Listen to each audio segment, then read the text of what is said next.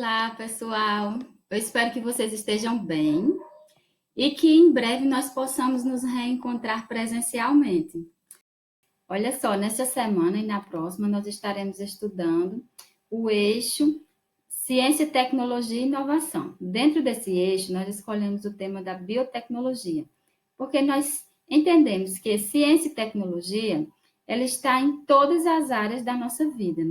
Interagido conosco e tem afetado a maneira como nós pensamos, como nós agimos e a maneira também como nós vivemos. Então, nós vamos nesta aula aprender algumas das tecnologias que são usadas na área da biologia. Lembrem-se que tecnologia é qualquer técnica, habilidade ou método utilizado para produzir bens ou serviços.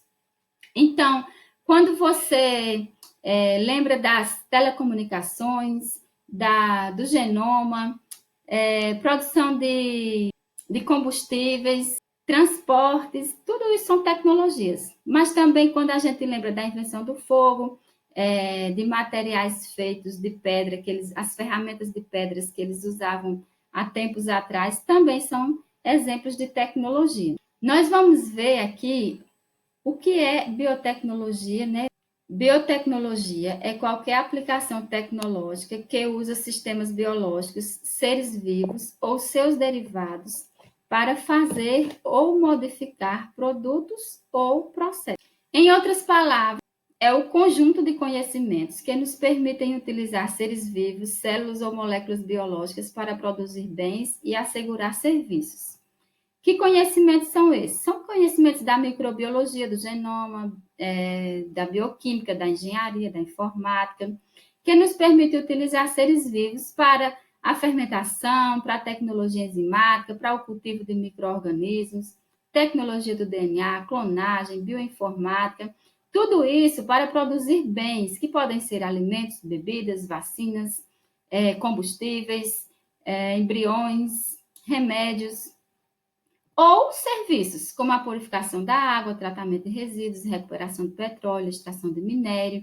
Então, todas as tecnologias que se usa um ser vivo ou derivados desse ser vivo, como uma célula, uma molécula biológica, para produzir bens ou serviços, é uma biotecnologia. Um exemplo, quando o padeiro pega a massa de trigo, pega o fermento, que é um fungo, que é um ser vivo, para fazer a massa crescer, ele utiliza esse fungo, ele está utilizando uma técnica que é uma biotecnologia, porque ele usa um ser vivo para produzir um bem, que é o pão. Tá entendendo? Então, sempre que você está usando um ser vivo para produzir algum bem ou serviço, usando uma técnica por trás disso, isso é biotecnologia. Então, a biotecnologia, ela já vem de muitos anos. Ela já vem desde que o ser humano existe. Por quê? O ser humano sempre buscou tratar doenças, cultivar plantas, domesticar animais, preparar alimentos. Então, desde que foram sendo usadas e inventadas, né, técnicas para todas essas áreas, a biotecnologia estava ali presente. Vamos tomar como exemplo o milho. Nós temos aqui o exemplo, o ancestral do milho que nós conhecemos hoje, que é chamado de teozinto. Esse ancestral, ele apresentava pequeno porte, poucos grãos, e esses grãos eram duros, eles caíam, então não tinham como escolher eles, porque eles caíam antes do tempo. Com o passar dos anos, o ser humano ele foi fazendo uma seleção artificial, escolhendo as melhores plantas, os melhores grãos, fazendo cruzamentos, até que chegou ao milho que nós conhecemos hoje, que chega a ter quase 500 grãos por espiga. Os grãos já não são tão duros, são bem maiores e já não caem quando ele amadurece. Então, esse é um exemplo de biotecnologia que foi sendo aplicada ao longo dos anos para fazer um melhoramento genético em determinada planta, que neste caso é o milho. Isso também é feito com os animais, quando os pecuaristas eles escolhem determinadas características e escolhem os melhores progenitores para cruzarem, para que os descendentes tenham aquelas características que eles escolheram.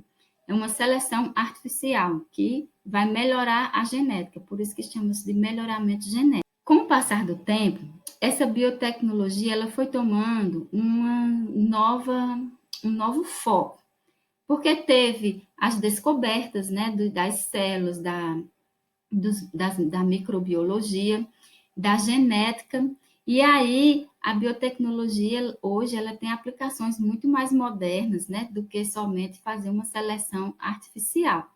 Hoje a biotecnologia ela tem várias técnicas, como por exemplo o DNA recombinante, a clonagem de DNA, a identificação de pessoas, principalmente na investigação criminal, na identificação da paternidade.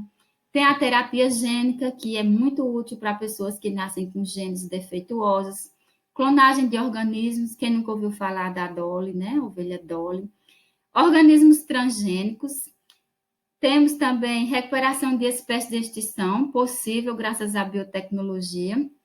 Aconselhamento genético e diagnóstico pré-natal, que esses dois são feitos para pessoas que já sabem que tem um defeito nos genes e aí elas procuram um geneticista para buscar ajuda. Nós vamos ver algumas dessas técnicas bem rápido e ver como é que elas funcionam, de modo bem simples. Antes de nós vermos como essa técnica funciona, nós precisamos entender, lembrar o que é o DNA. Então, você tem aqui, ó, uma célula, que é esse desenho amarelo. Essa célula, ela tem dentro dela um núcleo, que é uma região menor e circular, e dentro desse núcleo tem os cromossomos. O que é um cromossomo? O cromossomo é toda a informação genética do seu corpo. É como se fosse um livro que conta toda a sua história em detalhes, desde a cor dos seus olhos, as doenças, a cor do cabelo, o seu temperamento, a sua personalidade, tudo está lá nos cromossomos. Então, esses cromossomos, né, são vários, são aos pares, e nós temos 46 ao todo, então são 23 pares. Cada um desses cromossomos é feito por uma longa fita, dupla fita de DNA. Essa dupla fita de DNA, por sua vez, é formada por várias letrinhas juntas, que elas formam um código, que é chamado de código genético. É como se fosse um livro. Para formar o livro, as palavras são agrupadas, né, a partir do alfabeto. Então, do jeito que o alfabeto tem 20 e poucas letras lá, 23 letras, e essas letras se combinam de formas diferentes para formar as palavras, no nosso código genético, nós utilizamos só 4 letras, e essas 4 letras, né, esses 4 códigos se combinam para formar milhares de genes. E são esses genes que vão dizer como nós somos. São esses genes que dão todas as nossas características. Bem, entendido isso, nós vamos aprender um pouco sobre a técnica do DNA recombinante. Nós vemos aqui, ó, que o DNA recombinante, ele ele isola uma molécula de DNA e faz a inserção dessa molécula que foi isolada em um outro organismo. Para que isso seja feito, é preciso que uma bactéria, aqui, ó, essa bactéria, ela tem um DNA que é todo solto dentro do citoplasma, é uma fita só de DNA, mas ela tem um outro DNA circular que é chamado de plasmídio. Então, ele é retirado esse plasmídio, é cortado, aqui tem esse plasmídio ó, em tamanho maior, tá vendo aqui? Ele é recortado, aqui, ó, um pedacinho dele, que é para que seja encaixado o gene que está querendo fazer a replicação. Então, por exemplo, uma pessoa que nasceu com um gene defeituoso para a produção de insulina. Então, ela vai ser diabética e precisa tomar insulina todos os dias da sua vida. O que é que acontece? Eles vão pegar o gene humano para a produção de insulina, vão recortar com enzimas de restrição, e aí eles vão fazer a inserção desse recorte, desse gene, dentro do DNA da bactéria. Então, eles fazem aqui, ó, a inserção desse gene dentro do DNA da bactéria e depois eles pegam esse DNA e devolvem lá para dentro da bactéria. Eles induzem essa bactéria a se reproduzir e quando ela se reproduz, ela forma vários clones.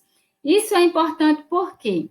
Porque essa técnica ela é usada muito na produção de medicamentos que antes davam muito trabalho de ser produzido, como, a exemplo, a insulina, que era retirada de porcos e muitas pessoas tinham alergia quando usavam a insulina que vinha desses porcos. Então, hoje, se gasta muito menos para produzir insulina, porque as bactérias se multiplicam de forma muito acelerada. E eles têm ali a produção idêntica à do ser humano, porque foi o gene do ser humano que a bactéria reproduziu. Então, não dá problema de incompatibilidade. Então, essa técnica do DNA recombinante, ela é usada para a produção de medicamentos, de hormônios, ela é muito usada na área farmacêutica. Essa técnica também dá origem à clonagem de DNA, né, que eles fazem o mesmo processo ó, de recortar um pedacinho do DNA do plasmídio, eles inserem outro gene que eles querem, de sua preferência, aí o DNA vira o DNA recombinante, e daí eles devolvem esse DNA para dentro da célula. Essa célula vai se reproduzir e formar vários clones. Então, esses clones, né, vários clones de DNA, eles são muito úteis para estudo de genética, porque em vez de você coletar uma grande quantidade de DNA da espécie que você estiver estudando, você só coleta uma pequena quantidade e reproduz esse DNA em laboratório através de bactérias, e aí você pode utilizar sem medo de faltar. Uma outra técnica muito interessante é o DNA fingerprint, que é a impressão digital do DNA. Essa impressão digital, ela é muito conhecida, né, para a identificação de pessoas nas investigações criminais, nos testes de paternidade também. Como é que se dá essa técnica, né, do DNA recombinante? Então, essa impressão digital do DNA, ela é determinada pela sequência de DNA não codificante. Cada indivíduo tem um padrão específico de repetições dessas unidades e esse padrão é herdado dos pais. Então, o DNA ele é quebrado com as enzimas de restrição em fragmentos de diferentes tamanhos, que são separados através da técnica chamada de eletroforese. Os fragmentos eles são colocados em uma placa de gel com um campo elétrico que os faz migrar em diferentes velocidades. Os fragmentos maiores migram mais devagar e os menores migram mais rápido. Depois, eles são separados de acordo com o tamanho, formando faixas na placa de gel. Aí é adicionado um corante específico e pode ser visualizado na luz ultravioleta. E como é que faz para identificar as pessoas com essa sequência de fragmentos? Bem, essas sequenciazinhas que vocês estão vendo aqui, ó, é como uma digital. Cada pessoa não tem uma digital e essa digital é única. Então, nos genes é a mesma coisa. Cada pessoa tem esses pedacinhos de DNA que ficaram organizados aqui, eles são únicos, né? Mantém um padrão único. Então, ó, como é que funciona? Vamos supor que uma jovem foi assassinada e encontraram no corpo dela vestígios de uma outra pessoa, que provavelmente era o criminoso. Então, eles fazem a técnica, né, do DNA digital e eles encontram esse padrão aqui de material, ó, de DNA da vítima. Então, veja que tem uma barrinha, depois tem duas barrinhas aqui, mais uma no meio, duas embaixo. E aí eles encontram o padrão do criminoso, né? São duas barrinhas em cima, com uma próxima, mais duas separadas e uma lá embaixo. E tem 3 suspeitos. Então, o suspeito que tiver o mesmo padrão do material genético que foi encontrado no corpo da vítima é quem vai ser o criminoso. Por quê? Porque esses padrões, eles não se repetem, eles são únicos para cada pessoa. Então, eles colhem o DNA, seja do sangue ou da mucosa bucal de cada um dos suspeitos, fazem toda a técnica e no final eles comparam. Então, neste caso aqui, o suspeito número 2 é o que tem o mesmo padrão do criminoso. Tá vendo aqui? É o mesmo padrão. Então, é dessa forma que eles identificam. No caso do teste de paternidade, funciona semelhante. Uma outra tecnologia, né, que é muito utilizada é a terapia gênica e que ela é muito útil para tratar algumas doenças genéticas que não têm remédio, né? Então, a cura ou paliativo é a terapia gênica, ela funciona quando os pesquisadores usam vírus para infectar os pacientes com genes saudáveis. Então, primeiro, os cientistas escolhem um vírus para carregar para dentro do corpo um gene terapêutico. Depois, no laboratório, o material genético do vírus é alterado para torná-lo inofensivo e, em seguida, o gene saudável, chamado de terapêutico, é inserido na estrutura do vírus.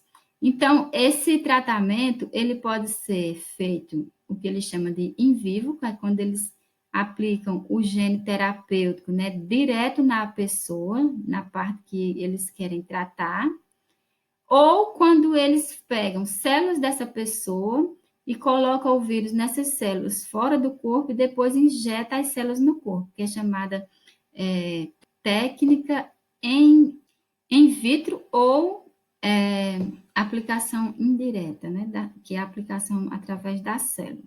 Então, ela vai ser muito útil em doenças como a fibrose cística, imunodeficiência humana, a talassemia, a anemia falciforme, que todas essas são doenças que o gene vem com defeito e não existe remédio, só alterando a genética.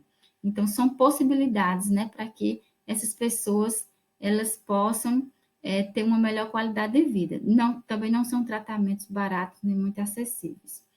Uma outra técnica é a clonagem, né? Quem nunca ouviu falar da ovelha Dolly? Então, a clonagem é a produção de indivíduos geneticamente modificados e esses indivíduos, eles vão ser iguaizinhos, né, aos seus progenitores, ao doador do material genético. Existem dois tipos de clonagem. Existe a clonagem terapêutica, que é uma clonagem para produzir células-tronco, né, para tratar órgãos que estejam com problema. E existe a clonagem reprodutiva, que é a clonagem utilizada para para reproduzir um outro ser vivo. Neste caso, a clonagem reprodutiva de seres humanos ela é proibida na maioria dos países, né? Não é permitida aqui no Brasil, é crime fazer clonagem de seres humanos. Ela é permitida somente para clonar animais, como, por exemplo, os touros, né? Vacas leiteiras, ovelhas. Muitos desses animais, eles são clonados. E temos também os organismos transgênicos, que são aqueles que recebem genes de outras espécies de seres vivos. Aqui eu trouxe um exemplo de ratos, né, que receberam o gene de uma alga bioluminescente, e aí quando esses ratos eles são colocados em luz ultravioleta, eles brilham no escuro. Então, eles são transgênicos, porque eles receberam um gene de outro ser vivo.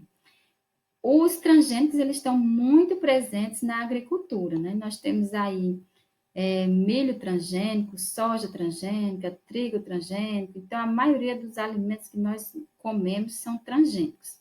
E aí, existe uma grande discussão sobre esses alimentos transgênicos, porque não temos estudos que comprovem os malefícios deles, mas existem aqueles que defendem e aqueles que dizem que esses transgênicos nos fazem mal. Então, na sua casa, você já consumiu algum produto com técnicas biotecnológicas?